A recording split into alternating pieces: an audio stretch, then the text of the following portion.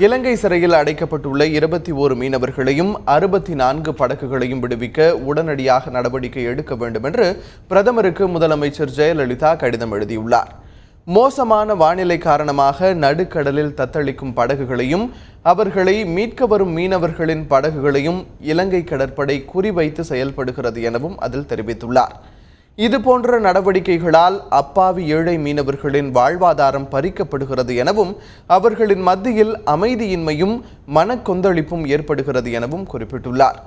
9ஆம் தேதி கைது செய்யப்பட்ட 6 மீனவர்களையும் ஏற்கனவே காவலில் வைக்கப்பட்டுள்ள 15 மீனவர்களையும் 64 மீன்பிடி படகுகளையும் விடுவிக்க நடவடிக்கை எடுக்க வேண்டும் எனவும் வலியுறுத்தியுள்ளார். வரலாற்று பூர்வமாகவும் கலாச்சார ரீதியாகவும் பூகோளப்படியும் கச்சத்தீவு இந்தியாவுடன் இணைந்தது என்பது தமிழக அரசின் நிலைப்பாடு என கூறியுள்ள முதலமைச்சர், மீனவர்களின் பிரச்சினைக்கு முற்றுப்புள்ளி வைப்பதற்கு கச்சத்தீவை மீட்பதுதான் நிரந்தர தீர்வு என்றும் உறுதிபட தெரிவித்துள்ளார்.